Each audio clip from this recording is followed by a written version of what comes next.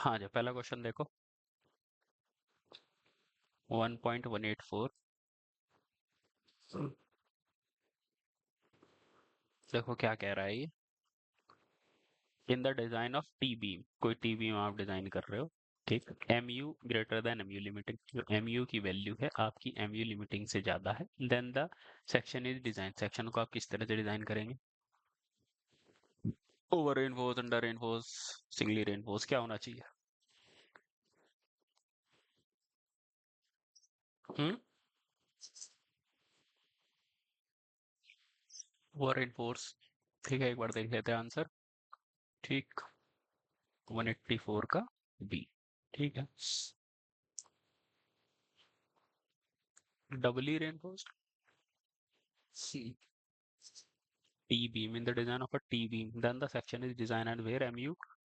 इन्होंने भाई एक्सप्लेनेशन क्या दे रखी है।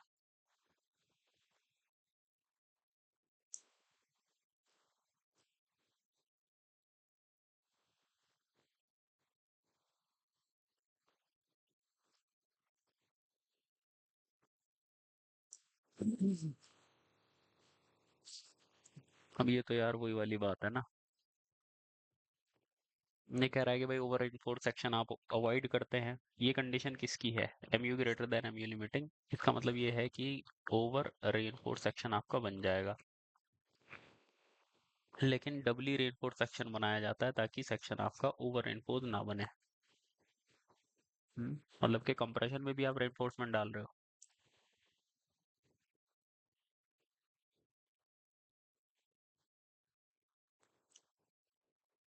अब वही है ना बच्चा, अधिकतर तो इसमें यही लगाएंगे ना कि M U greater than M U limiting है तो सेक्शन आपका ओवर इम्पोज हो गया, तो आगे हम बात ही नहीं करेंगे। छोड़ो इस क्वेश्चन को। आगे आओ। As per I S 456 flexural strength किस पर निर्भर नहीं करती। देखो, आई एस 456 2000 के अनुसार। अच्छा हाँ, ये तो कर दिया था हमने। लो भाई से करो।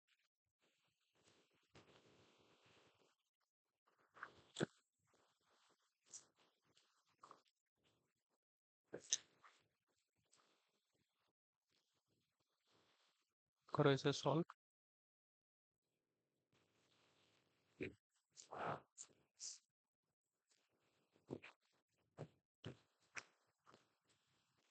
सिंपल है। क्या निकालना है, मोमेंट ऑफ रेजिस्टेंस। कौन सी ये है, एफ ई 415। अभी तो फॉर्मूला पढ़ रहे थे वो। एम यू बराबर क्या होता है, 0.148 बी डी स्क्वायर। इसके लिए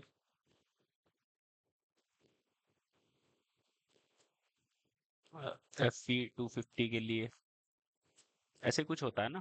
formula moment of balance singly reinforce beam using following data. Grade है आपका ये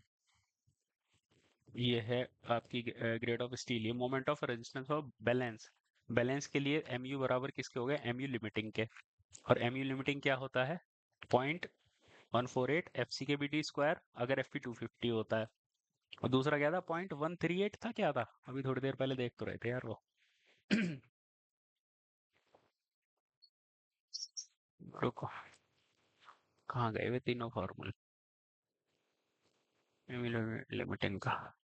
हम्म, ये है ना। ये देखो 138.148, देखो एम यू यही तो फॉर्मूला होता है, 0.138 एफ सी के बी डी स्क्वायर। बस ये लगा दो, ये हो जाएगा आपका 0 भाई ये याद रखो, 0.138 एफ सी के बी डी स्क्वायर। भाई बी डी स्क्वायर तो आपको छेड़ना ही नहीं है, ठीक। और 0.138 में एफ सी के की गुना कर दो, तो 0.138 इंटू एफ सी के क्या है 20, 20 की गुणा करो, इसमें कितना आता है, दो अट्ठे 16, दो छः 7, दो एकम 2। तो ये हो जाएगा आपका 2.67 हो जाएगा, बस 2.76, 1.182।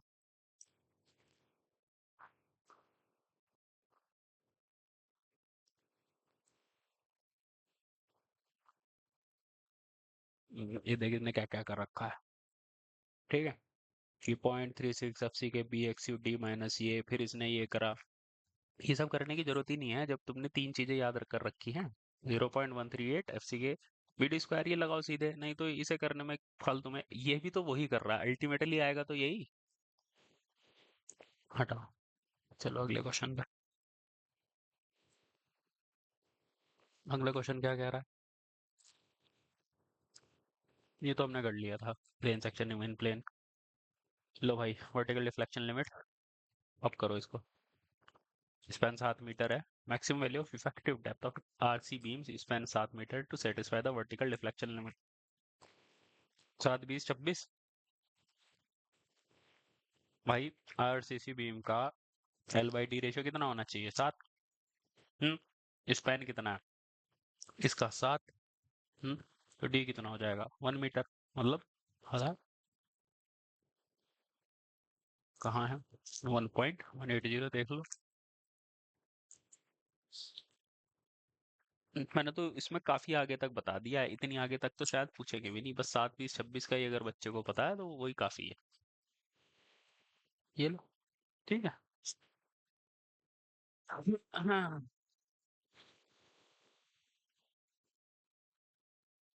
इस पर आओ। अभी है 180 के बाद 179 in order to satisfy the requirement of, ये should be the point 2 should be minimum of, क्या मतलब? should be minimum of 500। ये तो शायद हमने डिस्कस कर लिया था ये वाला क्वेश्चन। चलो इस पर आओ, अगले क्वेश्चन पे। ये भी देख लिया था हमने। परमिसिबल पेयरिंग स्ट्रेस ये भी देख लिया था। ये भी हमारा हो गया था मुझे लगता है, क्यों अजय? हो गया था ना? लो भाई से कर लो, ये अच्छा क्वेश्चन है। डबली रेनफोर्स बीम में जो additional, the expression for additional tension reinforcement in a doubly reinforce beam. देखो कैसे करोगे।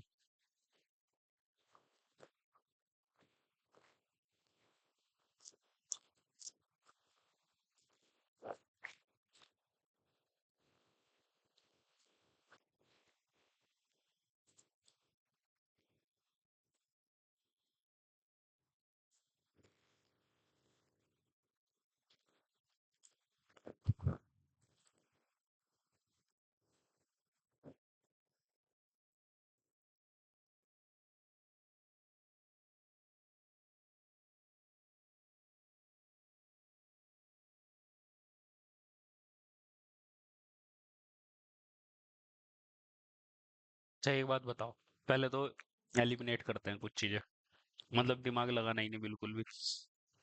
इसकी डायमेंशन क्या है भाई? ये इस यील्ड स्ट्रेस है।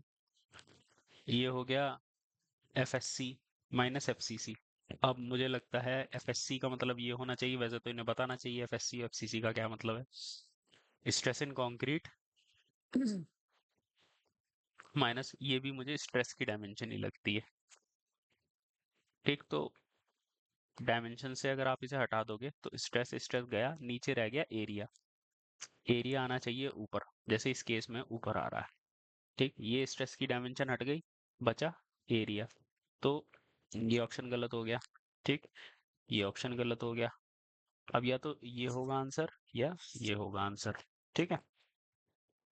चलो अब इन दोनों ऑप्शन को देखते हैं। जैसे पहले वाले ऑप्शन में क्या दिया हुआ है। अब दूसरी बात, हम एफ वाई तो कभी लेते नहीं, 0.87 हम एफ वाई जरूर लेते हैं। डी होना चाहिए इसका आंसर। बाकी देखते हैं इन्होंने क्या कर रखा है। अगर इन्होंने एफ का मतलब फोर्स ले रखी है फिर तो गड़बड़ हो जाएगा। कहाँ है? ये देखो, डी है इसका आंसर। ठीक, बिना फॉर्मूला लगाए आप कर सकते हो। देखो, additional tension enforcement in doubly reinforce beam can be found. Doubly reinforce beam का क्या मतलब होता है by equating the tensile force due to additional steel and compressive force due to additional compression steel। Doubly reinforce beam तो वही होती है ना जिसमें कंप्रेशन एनफोर्समेंट भी है और टेंशन एनफोर्समेंट भी है। तो इसमें वही है जो आपकी एडिशनल, ठीक, एरिया आपने निकाला। ठीक भाई, स्टील का एडिशनल एरिया इनटू स्टील का यील्ड स्ट्रेस बराबर area of steel in concrete, और जो आपकी एडिशनल कंप्रेशन स्टील आप लगा रहे हो, by equating the tensile force due to additional steel and compression force due to additional compression steel।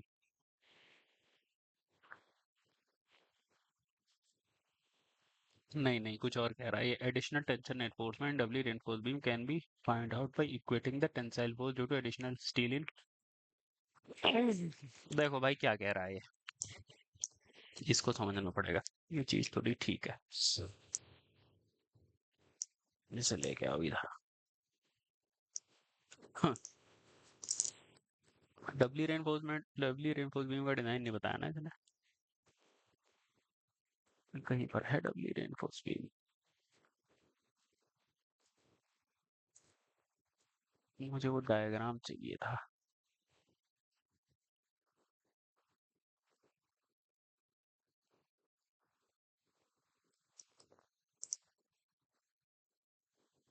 ये देखो,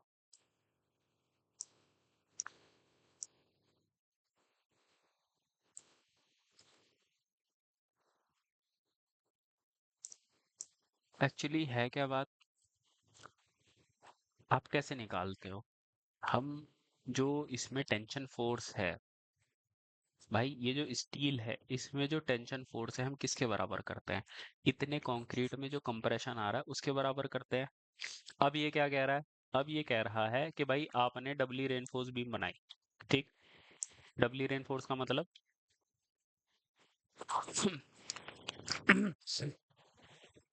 एडिशनल आपने कंप्रेशन लगाया और एडिशनल आपने टेंशन लगाया।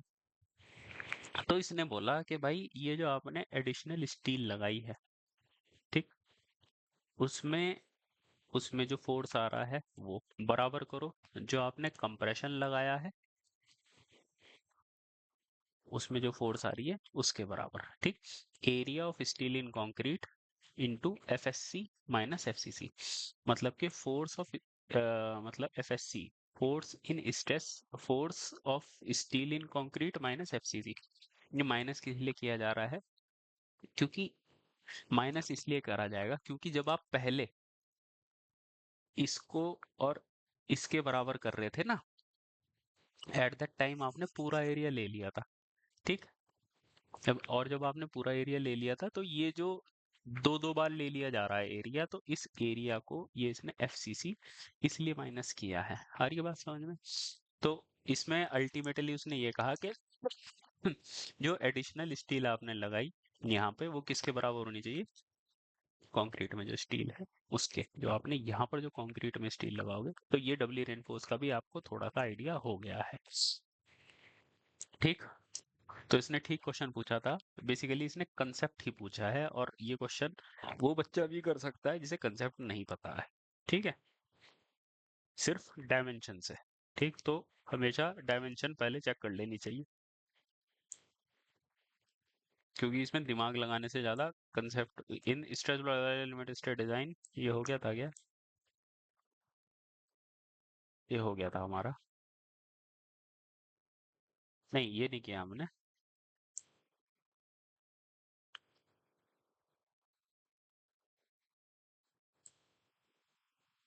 देखो बेटा इसको, ठीक है,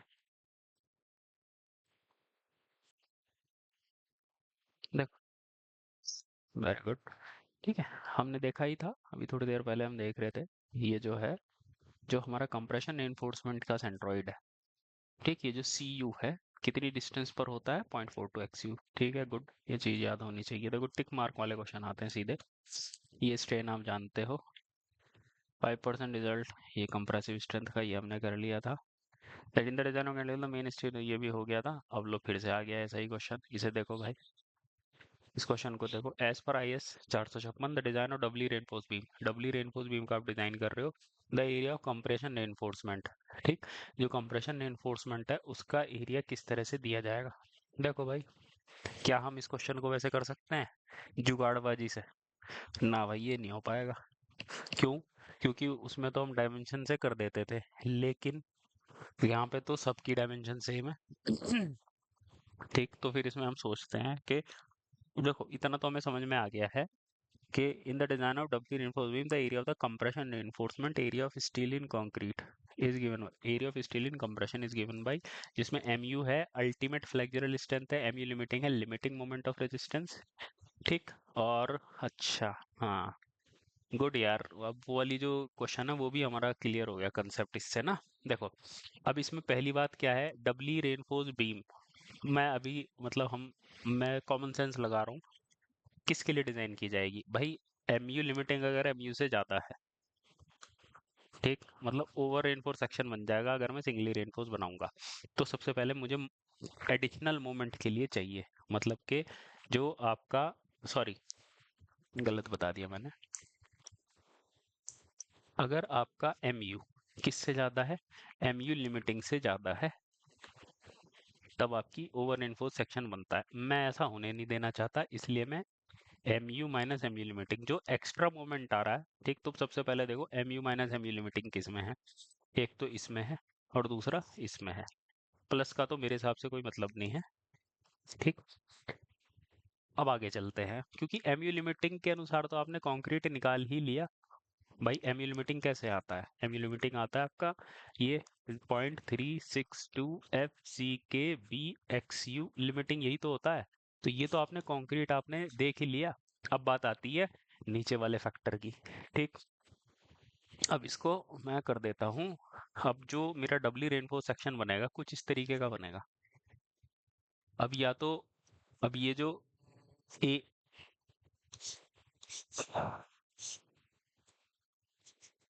ठीक, area of steel in concrete ये, ठीक। अब जो है A S C, A S C into F S C bracket D minus D dash, ठीक। दूसरा क्या है, D plus D dash. D क्या है, इफेक्टिव डेप्थ, डी डैश है डेप्थ ऑफ कंप्रेशन एनफोर्समेंट। अब इसकी जो लीवर आर वो आप कैसे डिफाइन करोगे?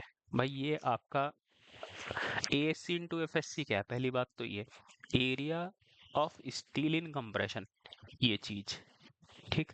इंटू अगर आप एफ एस सी, फोर्स या stress of steel in compression, ठीक। तो इन दोनों की गुणा करके मुझे फोर्स मिल जाएगी जो स्टील में कंप्रेशन में आ रही है, force of steel in compression. और अब मैं क्या कर दूंगा, इसकी गुणा कर दूंगा, किस किस की गुणा कर दूंगा मैं, यहां से लेके, अब मुझे लीवर आर्म निकालनी है। लीवर आर्म कैसे निकलती है? लीवर आर्म भाई कंप्रेशन, जैसे यहां से लेके, भाई ऐसी तो लीवर आर्म निकालते थे, इन दोनों के बीच का डिस्टेंस निकालते थे तभी तो मोमेंट निकलेगा।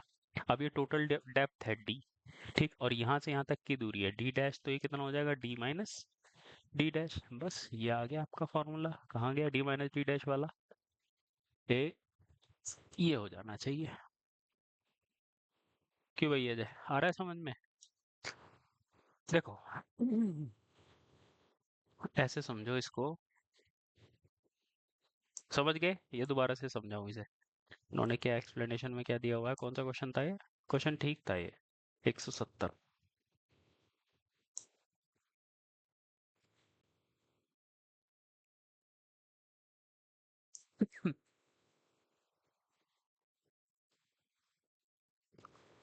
दिया नहीं इन्होंने?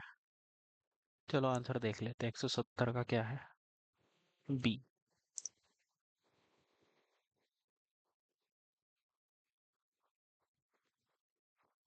ठीक है, यही है इसका आंसर। और ये इसमें से,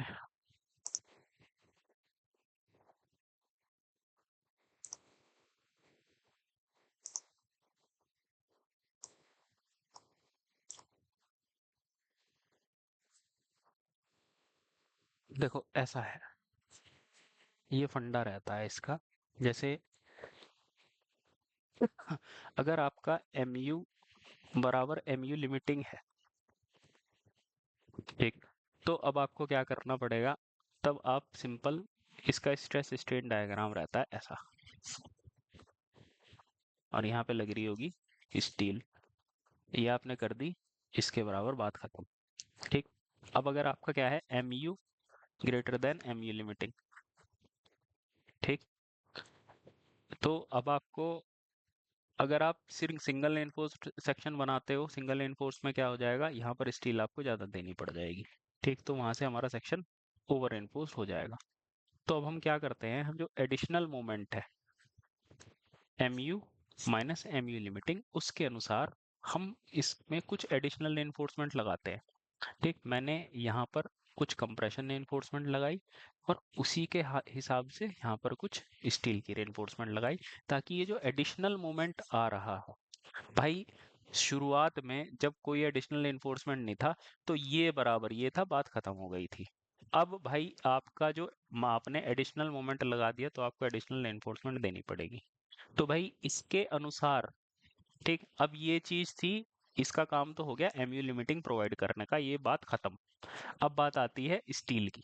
ठीक, अब आप यहाँ पे क्या करोगे, अब इसमें कितनी फोर्स आ रही है भाई, इसमें जो फोर्स आएगी, अगर मैं इसकी इस स्टील की बात करूं, F S C into A S C, भाई फोर्स का यही फॉर्मूला होता है। ठीक, और इसकी डेप्थ कितनी है, डी डैश। ठीक, यहाँ से लेके यहाँ तक डी डैश है, और टोटल क्या है, यहाँ से लेके यहाँ तक डी। तो ये कितना हो गया आपका, डी माइनस डी डैश। और इस स्टील में कितनी फोर्स आती है, वो अभी जो पिछले हमने जो अभी क्वेश्चन किया था उससे आप पता लगा सकते हो। ठीक है, तो बस यही, ये होगी फोर्स और ये हो गया आपका ये। ठीक, तो इसके हिसाब से आप अंदाजा लगा सकते हो। एक दो बार जैसे आप ऐसे क्वेश्चन कर लोगे ना, समझ लोगे, तो फिर इतनी सब कैलकुलेशन करने की भी जरूरत नहीं। फिर आप डायरेक्ट अंदाजे से, जैसे मैं भी तो ऐसे ही कर रहा हूँ, मैंने कौन सा ये सब पढ़ रखा है। पर हाँ ये है कि भाई देख, M U plus M U limiting का कोई मतलब नहीं है। दूसरी बात, डी प्लस डी डैश का कोई मतलब नहीं है। डी, भाई इफेक्टिव डेप्थ से ज्यादा कहाँ चले जाओगे तुम, है ना। ठीक, चलो, इस तरीके से आप कर सकते हैं इस क्वेश्चन को। अगला देखो, करेक्टरिस्टिक अंदर, छोड़ो इसको, ये भी कर लो, कर लिया आपने, ये हो गया। स्टैंडर्ड डेविएशन ये भी हो गया। ये लो भाई, फिर से वही क्वेश्चन आ गया, M20 grade FP415 balance moment of resistance, ये आप कर लोगे। अब आ जाओ इस पे, limit state of collapse, the area of stress block for a rectangular section subjected to flange. ये कह रहा है भाई, जो एरिया ऑफ स्ट्रेस ब्लॉक है रेक्टेंगुलर सेक्शन का, जिस पर फ्लेक्सर लगा है या मोमेंट लगा है, ये ट्रायंगुलर होता है, रेक्टेंगुलर होता है, या रेक्टेंगुलर ट्रायंगुलर होता है, रेक्टेंगुलर और पैराबोलिक होता है। भाई जो स्ट्रेस ब्लॉक है आपका कुछ इस तरीके का होता है ना, ये ऐसे जाएगा, फिर ये ऐसे और ऐसे जाएगा, ये हो गया आंसर, बात खत्म। डी। चलो आगे, आगे क्या है, ये हो गया हमारा क्वेश्चन। ये क्या है, डेड लोड लाइव लोड, ये हमने कर लिया था। मिनिमम ग्रेड ये भी कर लिया था। ये क्या है, सिंपली सपोर्ट अंडर रेनफोर्स क्या होता है, ये है the design bond stress for deform bar for M20 concrete mention in IS 456। ये डिजाइन बॉन्ड स्ट्रेस, वैसे तो बॉन्ड आगे पढ़ेंगे हम, यहाँ का तो है नहीं ये क्वेश्चन। बॉन्ड स्ट्रेस चलो आगे देखेंगे, इसको नोट कर लेना, जब बॉन्ड वाला चैप्टर पढ़ेंगे उसमें इसके बहुत सारे क्वेश्चन आएंगे डिफॉर्म बार के लिए। चलो आगे, अगला क्या है, the failure of an over reinforce concrete beam is due to, छोड़ो इसको, ये हमने कर लिया। State under, select the correct statement, ये भी हमने कर लिया है। डिजाइन बेंडिंग मोमेंट ये भी हो गया था, और ये मैंने टेबल याद करने को कहा था। स्लम्प ऑफ मीडियम डिग्री, ये स्लम्प स्लम्प आप देख लेना, उसमें देख लो, हो जाएगा ये। विच ऑफ द फॉलोइंग लीनियर, हटाओ इसे, ये भी हो गया।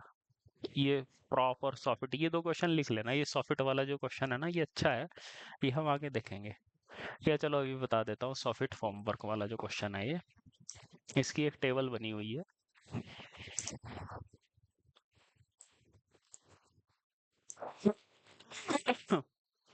जो आरसीसी है,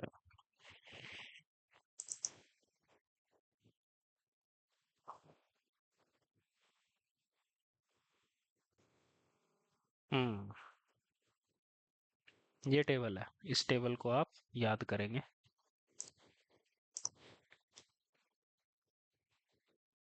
IS 456 में दी हुई है ये, कि कब से कब तक हटाना रहता है। ठीक है,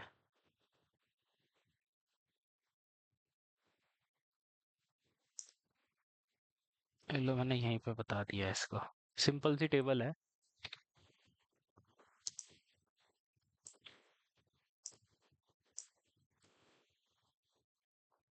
ठीक। अब ये देखो,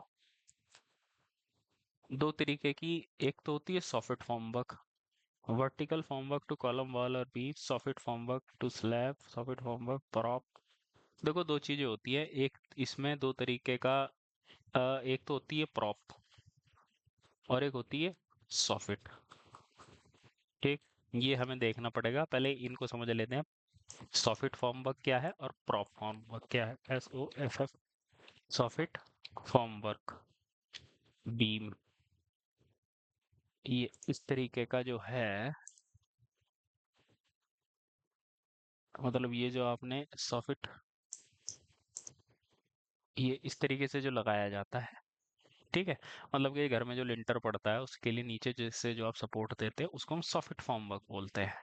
ठीक, दिख रहा है, ये सारा सॉफिट फॉर्मवर्क ही है, ये देख रहे हो। अभी क्या चल गया भाई।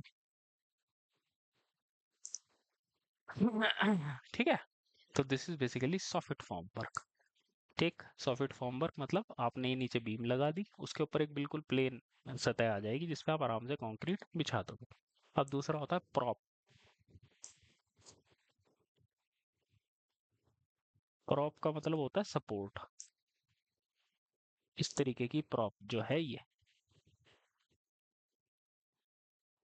ठीक, बेसिकली अब आ जाते हैं हम इसी पे। अब सबसे पहली बातें आती है प्रॉपर, सबसे पहला जो है टाइप ऑफ फॉर्मवर्क। आपने वर्टिकल फॉर्म वर्क जो कि कॉलम, वॉल और बीम में, वर्टिकल फॉर्म वर्क क्या होता है कि जैसे आपने कॉलम बनाया, ठीक, आपने यहाँ पे भी तो कोई फॉर्म वर्क लगा रखा होगा, यहाँ पे भी तो आपने लकड़ी के लट्ठे या प्लेट लगा रखी होंगी। इसको आप कब तक हटा सकते हो? 16 से 24 घंटे में। फिर आता है soffit form work to slab. ठीक, अब सॉफिट फॉर्म वर्क क्या होता है भाई? सॉफिट फॉर्म वर्क अभी हमने देखा, सॉफिट फॉर्म वर्क होता है हमारा, जैसे कि हमारी कोई स्लैब है, उसके नीचे जो हमने सॉफिट लगा रखा है उसको आप 3 दिन में हटा सकते हो, लेकिन जो आपने प्रॉप लगा रखी है, नीचे जो सपोर्ट लगा रखी है, उसको आपको तुरंत वापस लगाना पड़ेगा। ठीक, सॉफिट तो हो गई जो आपने गाटर या बीम या लकड़ी जो भी लगा रखी है, लेकिन प्रॉप, प्रॉप बेसिकली एक सपोर्ट होती है, जैसे कैंटिलीवर बीम है। ठीक है, और प्रॉप्ड कैंटिलीवर बीम क्या होती है? ये। ठीक, तो बेसिकली ये जो सपोर्ट है, जो इसको सपोर्ट देने का काम करती है वो। ठीक, सॉफिट फॉर्मवर्क ये हटा दिया आपने। जो स्लैब है, स्लैब में आप 3 दिन में हटा सकते हो। सॉफिट फॉर्मवर्क फॉर बीम 7 दिन में, लेकिन इसमें भी एक कंडीशन है, prop to be refixed immediately after removal of formwork. जैसे ही आप फॉर्मवर्क हटाएंगे आप प्रॉप दोबारा से लगा देंगे। अब बात आती है स्लैब की। ठीक, स्लैब में जो आप प्रॉप लगाते हो, अब ये जो हमने प्रॉप लगा के छोड़ दिया था, जैसे कैंटिलीवर में आपने प्रॉप लगा रखी है, इसको कब तक हटा सकते हो? स्लैब की अगर बात करें तो स्पैन अगर 4.5 मीटर तक का है तो 7 दिन में हटा दीजिए, 4.5 मीटर तक का है 14 दिन में हटा दीजिए। मैं ऐसे याद रखता हूँ, 7, 14, 14, 21। ठीक, बीम्स और आर्चेज में अगर 6 मीटर तक का है तो 14 दिन, 6 मीटर से ज्यादा है तो 21 दिन। ठीक है,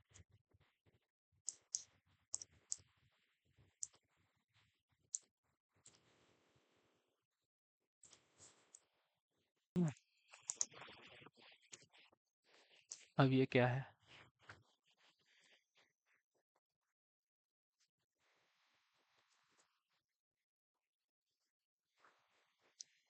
Minimum stripping type of soffit formwork to beams. Prop to be refixed immediately after removal of formwork. अब वही देखो, कोई पूछ लिया इसने, soffit formwork आप कब हटाओगे टू बीम? बीम में कब तक हटाया जा सकता है? प्रॉप तुम बीम के लिए तो आपका ये होता है, देखो, 7 दिन।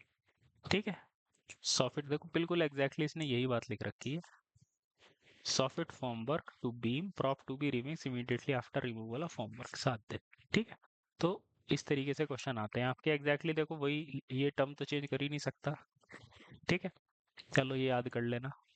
Difference impure and pure water should not, ये छोड़ो इसको, पॉइजन रेशियो हो गया था। एक्स मैक्स बाई डी, ये वही टेबल है, उस टेबल के अनुसार एक्स मैक्स बाई डी आपको 415 के लिए शायद 0.48 होता है। आगे देखो, मिनिमम ग्रेड हो गया हमारा। अगला क्वेश्चन क्या है? ठीक है। M25 कंक्रीट तो मॉडुलर इलास्टिसिटी ऑफ कंक्रीट, जो modular of elasticity of concrete है ये आप देख लेना। रेनफोर्स कंक्रीट का मिनिमम नॉमिनल कवर हो गया 28, इधर कैलकुलेट 28, ये छोड़ो इसको। कैलकुलेट द फ्लेक्सर ये भी हो गया था। ये क्या कह रहा है फैक्टर, अच्छा ये भी हमने कर लिया था। 85 mm पर 1 मीटर स्पैन, 6 मीटर का स्पैन था तो 6 × 85 करके टोटल डेप्थ हमने निकाल ली थी। हटाओ इसको। ये ठीक है, ये क्वेश्चन देख लो। थिन स्लैब और वॉल के लिए maximum size of coarse aggregate should be limited to. बताओ भाई। स्लैब का डिजाइन, जब स्लैब की हम वो पढ़ रहे थे उसमें हमने ये नहीं देखा था कि भाई जो आप वो रख सकते हो 1/8 रख सकते हो। जो स्लैब की थिकनेस है तो 1/8, मुझे जहां तक ध्यान आ रहा है 1/8 तो इसमें कहीं भी नहीं है। तो जो भी 141 का देख लेते हैं इन्होंने जो कहा था। देखो ये याद तो करनी पड़ेगी चीजें। 141 कहाँ गया, ये है देखो। 1/4 है, the nominal maximum size of coarse aggregate should be as large as possible within the limit but in the no case greater than 1/4 the minimum thickness of the member. 1/4 से ज्यादा नहीं होना चाहिए। ठीक। पर मुझे ऐसा क्यों ध्यान आ रहा है 1/8 पढ़ा था हमने स्लैब की थिकनेस। 1/8 था क्या था।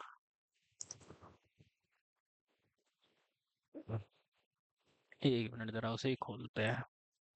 थिकनेस ऑफ स्लैब देखा था कहीं पे 1/8 था, मुझे ऐसा ध्यान आ रहा है।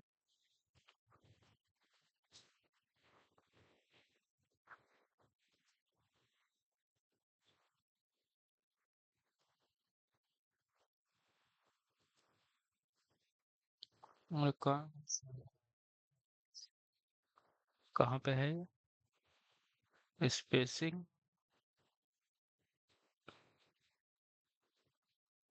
हेरा, हेरा देखो 1/8 थी है।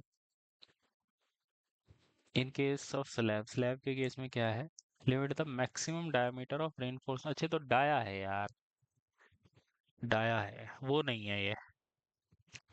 डाया ऑफ रेनफोर्समेंट बार है ये तो। हमें तो वो देखना है कि उसका एग्रीगेट का साइज कितना रख सकते हैं, वो भी देखो कहाँ पे है। एग्रीगेट वाला भी था इसमें कहीं। अच्छा।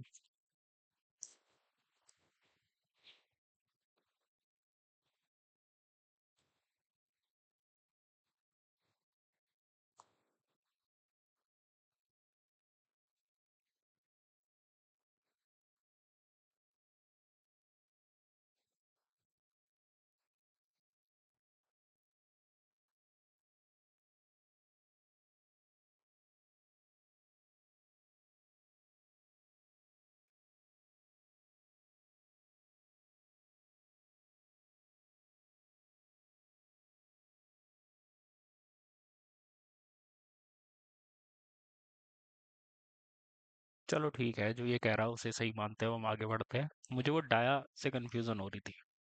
ठीक है। मैंने कहीं पे नोट कराया था, एक बार उसको देख लेना। आगे चलते हैं।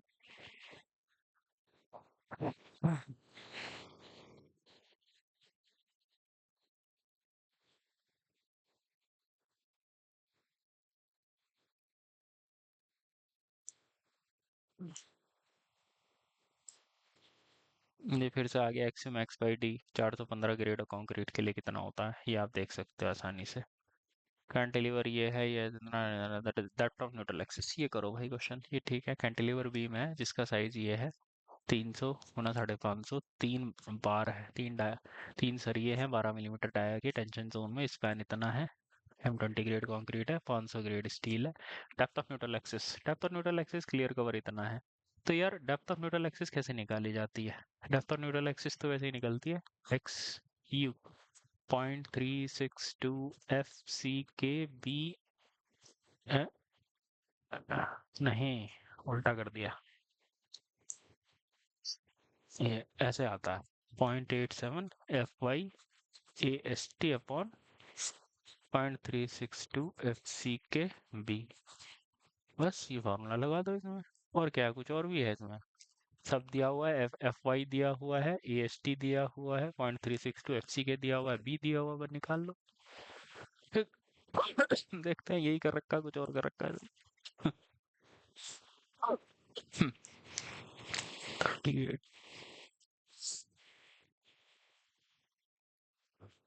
अच्छा, ये ऐसे है। तो डी की तो जरूरत ही नहीं है। है भाई, इसमें कहीं डी तो मुझे तो दिखाई नहीं दे रहा। तो डी निकालना ही क्यों? 0.87 FY AST, area of steel, 3 सरिया अब लगी हुई हैं, ठीक। 0.36 FCK B प्लस 68.33 हो गया काम। डेप्थ इसलिए दे रखी है उसने ताकि बच्चा थोड़ा सा कंफ्यूज हो कुछ कि कहाँ इस्तेमाल करूँ इसे। ये डेड लोड, ये हमने फैक्टर देख लिए थे। नॉमिनल कवर फटेंगे, सीवियर एक्सपोजर ये भी हमने देख लिया था।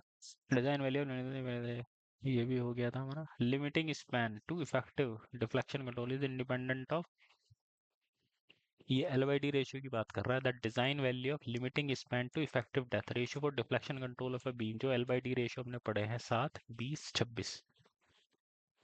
ये किस किस से इंडिपेंडेंट है? स्पैन, बीम के स्पैन से, क्रीप और श्रिंकेज से, service stress in tension enforcement, जो टेंशन एनफोर्समेंट है उस पे जो सर्विस स्ट्रेस है, एरिया ऑफ कंप्रेशन एनफोर्समेंट, जो कंप्रेशन एनफोर्समेंट है उसमें जो एरिया दिया हुआ है उससे क्यों भाई क्या होना चाहिए अजय बताओ।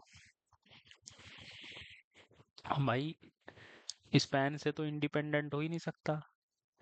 क्रीप और श्रिंकेज पता नहीं, सर्विस स्ट्रेस नहीं। देखो भाई, सर्विस स्ट्रेस देखो एल बाई डी में हमने क्या पढ़ा था कि ये 3 फैक्टर होते हैं।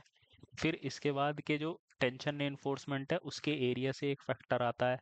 तो service stress in tension enforcement ये इसको प्रभावित करता है, तो ये इसका आंसर। फिर एक फैक्टर हमने पढ़ा था कि कंप्रेशन एनफोर्समेंट है, ये भी नहीं प्रभावित, तो क्रीप और श्रिंकेज से इंडिपेंडेंट होते हैं। तो कितना अच्छा क्वेश्चन था। ठीक है। 1.35 कहाँ है? ठीक है, देखो ये सारा इसने दे रखा है कि भाई मॉडिफिकेशन फैक्टर, एरिया ऑफ ये, मॉडिफिकेशन फैक्टर ये, फैक्टर फ्लैंज बीम के लिए ये, तो ये सारी चीजें दी हुई हैं। तो ये सारी वैल्यू आपको याद नहीं होनी चाहिए, बस इतना पता है, ठीक। और ये सारी चीजें पता है, तो एक जनरल आइडिया x 1.35 का बी हो गया। चलो अगले क्वेश्चन पे।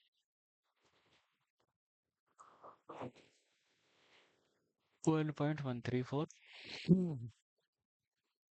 If the age of loading increases, मतलब कि आपने लोड काफी समय से, the creep coefficient for concrete, creep coefficient तो घटता है। ये देखो, ये हमने कर लिया था क्वेश्चन। समय के साथ, देखो समय के साथ क्रीप बढ़ती है लेकिन क्रीप कोफिशिएंट घटता है।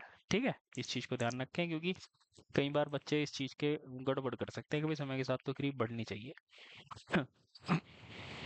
मिनिमम टेंशन एनफोर्समेंट ये निकालो भाई, मिनिमम टेंशन एनफोर्समेंट, बीम का साइज इतना है तो कम से कम कितनी एनफोर्समेंट लगेगी? कैसे निकलता था? 0.85 अपॉन ए एस, क्या था फॉर्मूला वो? 0.85 अपॉन ए एस, नहीं, क्या था? A S T upon B D. ये मुझे मैं इस फॉर्मूले को हमेशा भूल जाता हूँ। B D should be greater equal 0.85 upon F Y, ये था फॉर्मूला वो मिनिमम टेंशन एनफोर्समेंट का शायद। और देख लेते हैं क्या है। 133।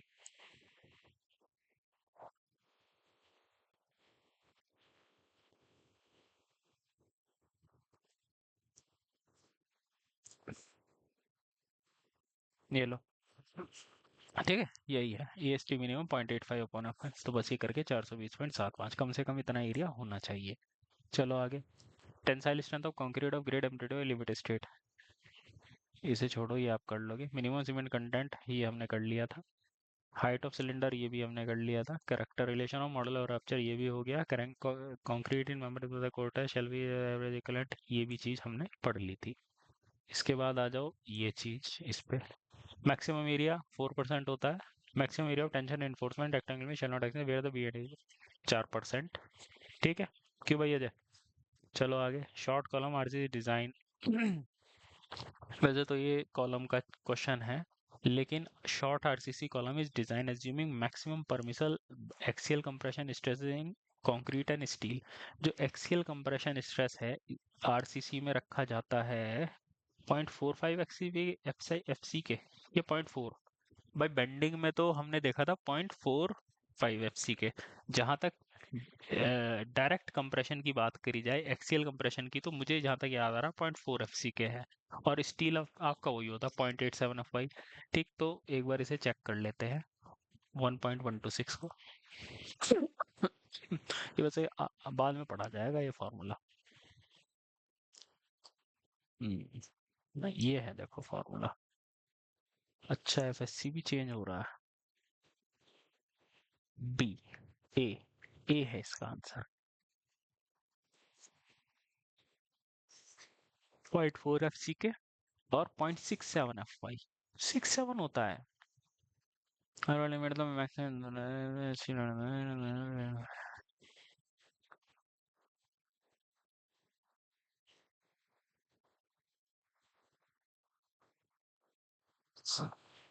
ये फॉर्मूला हम आगे पढ़ेंगे।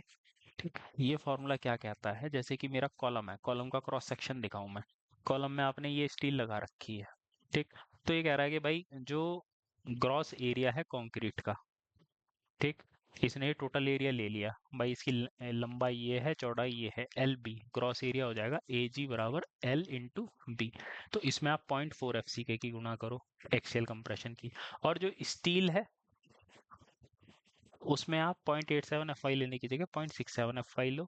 और ये जो आपने ग्रॉस एरिया जब आपने लिया था, तो इन चारों का एरिया आपने दो बार कंसिडर कर लिया, तो इसलिए माइनस करके 0.47 एफ सी के ए एस सी माइनस किया जाता है।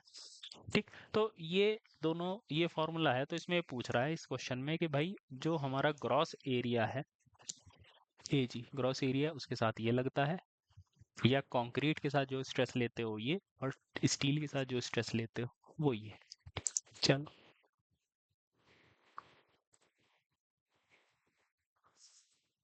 ये हो गया था। तो बोलेंगे इधर लिमिट स्टेट, इधर लिमिट स्टेट छोड़ो इसको, section of the yield strength. हो गया था ये question. Minimum grade of concrete समुद्र में और वहां पे कितना होता है, ये भी हो गया था। स्लंप, स्लंप यार देख लेना, पंप कंक्रीट के लिए कितनी ये ना हैवीली रेनफोर्स सेक्शन, मतलब स्लंप इसका ज्यादा होना चाहिए। ये चीज याद कर लेना आंसर में से देख के। आगे देखो, which of the following answer comprehensive and additional design, ये छोड़ो, ये हो गया था हमारा। The basic value of span to, ये देखो RCC cantilever beam up to 10 meter की डेप्थ के लिए 7। Maximum shear stress M30 grade concrete का जब शेयर पढ़ेंगे उसमें देखेंगे हम इसको। डिफाउंड बार, ये जो इसने अभी पूछ लिया ये क्वेश्चन, ये मैं मार्क कर रहा हूँ, ये आप लिख लेना, हम जब अगले अगला चैप्टर पढ़ेंगे उसमें हम इसको देखेंगे। मॉडुलस प्लास्टिसिटी ये हमने कर लिया था, ये वाला भी हमारा हो गया था, ये ग्रेड का था, ये मैंने छुटवा दिया था क्वेश्चन। ऑर्गेनिक सॉलिड, ये टेबल थी हमने देख ली थी। 2 घंटे के एक्सपोजर के लिए minimum width of the beam require for a reinforce concrete beam 2 hours of fire exposure. ठीक, तो ये चीज आप याद रख लो, 1.112। 1 घंटे का तो हमने पढ़ा था कि 1 घंटे के लिए कितना होता है, 112, 112। ठीक, 2 घंटे तक, 2 घंटे का फायर रेजिस्टेंस के लिए मिनिमम विड्थ होनी चाहिए, ये टेबल आप याद कर सकते हैं। आगे चलो, RCC footing, minimum nominal cover, ये सब हो चुका है यार, ये,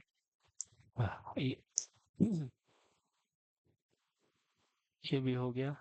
वही, ये आपने देख लिया। Neutral axis depth for singly reinforcement beam from top axis fiber, axis depth of neutral,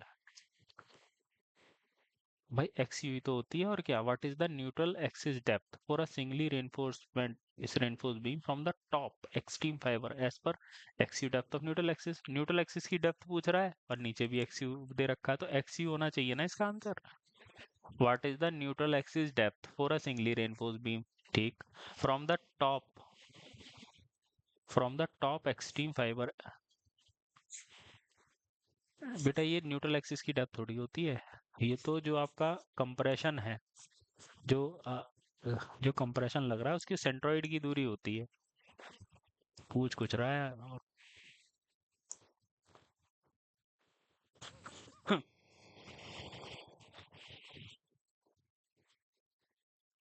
कहाँ गया।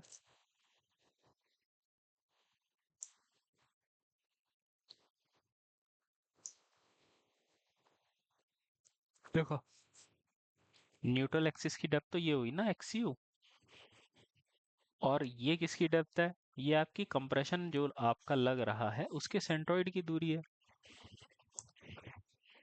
छोड़ो इस क्वेश्चन को, ये इसने गलत पूछ रहा।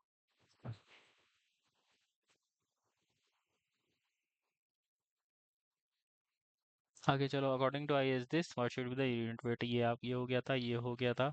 Maximum spacing allowed that is allowed for vertical stirrups, ये शीयर के केस में हम पढ़ेंगे, जब हम शीयर रेनफोर्समेंट पढ़ेंगे उसमें स्टिरप्स लगाए जाते हैं। 300 में होती है शायद। Minimum reinforcement should be of the gross area slab, slab के केस में परसेंटेज ऑफ मिनिमम रेनफोर्समेंट 0.12% होती है। Mild steel should be of the gross area, minimum reinforcement मुझे जहां तक ध्यान आ रहा है 12% होती है। तो एक बार चेक कर लेते हैं। 1.98 12%, ठीक है, ये ध्यान रखो। 12% of total cross section area H Y S D के लिए, और 15% किसके लिए, 0.15 माइल्ड स्टील के लिए, इसको नोट कर लेना। आगे चलो, ये क्या है, मॉडुलर रेशियो एम है, स्टील रेशियो इज आर है, overall depth the depth of the critical neutral axis of the beam. हाँ भाई, ये हमने किया था कि नहीं किया था। मॉडुलर रेशियो एम है, स्टील रेशियो का मतलब steel ratio is R and overall depth of the beam is D, the depth of critical neutral axis, depth of critical neutral axis M minus R. देखो, एक बात तो ये है भाई, डी हो गई डेप्थ, और ये पूछ क्या रहा है, depth of critical neutral axis. देखो, दो चीजें होती हैं। अब इसमें भी मुझे आंसर तो पता नहीं, लेकिन क्या पता तुक्के से मैं निकाल लूं। ठीक, जैसे ये हो गई एक्स यू, ठीक है। अब ये एक्स यू पूछना चाह रहा है और डी है आपका ये, ठीक। तो इतना पक्का है एक्स यू कम होगा, डी ज्यादा होगा। तो या तो ये होना चाहिए इसका आंसर, ठीक। क्यों? क्योंकि ये वैल्यू अगर 1 है तो ये वैल्यू 1 से ज्यादा ही होगी भाई, एम में किसी चीज को जोड़ोगे तो ज्यादा ही आना चाहिए, ठीक। ये तो नहीं हो सकता, ठीक। और मुझे लगता है एम प्लस आर ये भी नहीं हो सकता, ठीक। तो या तो इसका आंसर बी होगा या इसका आंसर डी होगा, ठीक। देखते हैं 1.97 क्या दिया हुआ है।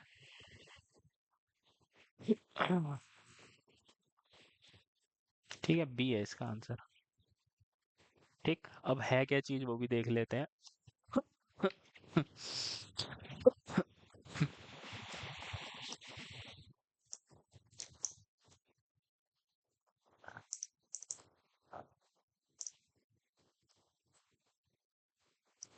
देखो क्या है, हाँ, स्टील रेशियो क्या होता है, T by C, steel ratio का मतलब है, अच्छा, स्टील रेशियो है बेसिकली सिग्मा सीबीसी को इसने सी बोल दिया और सिग्मा एसटी को इसने टी बोल दिया। सिमिलर ट्रायंगल लगाया इसने, सिमिलर ट्रायंगल लगा के, सिमिलर ट्रायंगल मतलब ये दिस बटे दिस बराबर दिस बटे दिस, ठीक। ये लगा के इसका एक्सी आ गया ये, और एक्सी का ये फॉर्मूला इसने डिराइव कर लिया, कहीं कहीं पर ये भी हमको लिखा हुआ मिलता है, ठीक है। तो ये इसका आंसर हो जाएगा, ठीक है बेटा। चलो इसको भी नोट कर लेना कहीं पे, ठीक है। लेकिन तुक्के से भी हो गया था ये क्वेश्चन, लेकिन तुक्के भी ऐसे नहीं होने चाहिए उल्टे सीधे, सोच समझ के लगाना जब, क्योंकि देखो भाई ये तो ऑब्वियसली एक्स यू से वैल्यू ज्यादा आएगी भाई, है ना, समझ पा रहे हो ना मैंने ये किस तरीके से एलिमिनेट करे ये। तो बच्चा अगर जल्दबाजी में हो तो ठीक करके आ सकता है। चलो आगे, 0.9, 9:05। For which of the following grade ordinary concrete is not used, ये हो गया था question. Impact load are equal to sum of magnitude, ये भी हो गया था। डेड लोड क्या होता है, मॉडल इलास्टिसिटी, आरसीसी किससे डेवलप हो गई थी, किसने डेवलप की थी, ये आपने लिख लिया था। How many type of RCC can be classified, ये भी हो गया था। Model elasticity, the method used to establish magnitude of live load, what is the time period, ठीक, ये भी हमने देख लिया था, ठीक है। Which of the following structural loads are not applied commonly to a building, ठीक है, इनमें से कौन से लोड कॉमनली अप्लाई नहीं किए जाते, ठीक है। अब मैं यहाँ तक मैं कराता हूँ, बाकी बेटा आप कर लेना क्वेश्चन, ठीक है। कोई डाउट हो मेरे से पूछना। थोड़े बहुत ईएससी के क्वेश्चन देख लेते हैं अभी, बाकी हम कल कर लेंगे।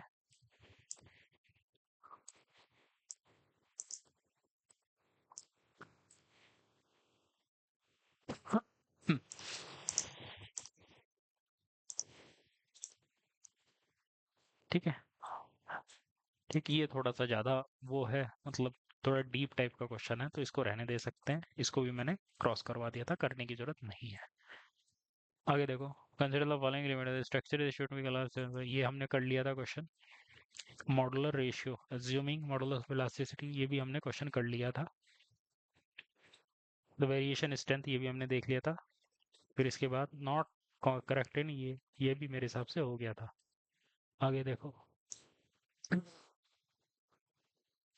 Partial safety factor based on है, सेफ्टी फैक्टर वगैरह हमने सब कर लिए। वर्किंग, ये भी हो गया था क्वेश्चन। एक्सप्लेन कंडीशन, ये भी हमने कर लिया था। थिकनेस मुझे तो फ्रेंगर और कवर, कवर की,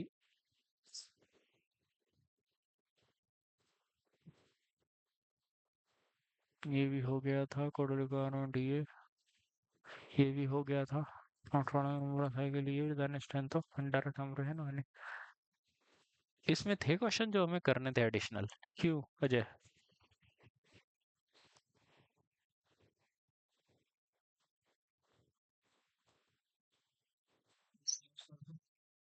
इसमें नहीं है ना? अच्छा।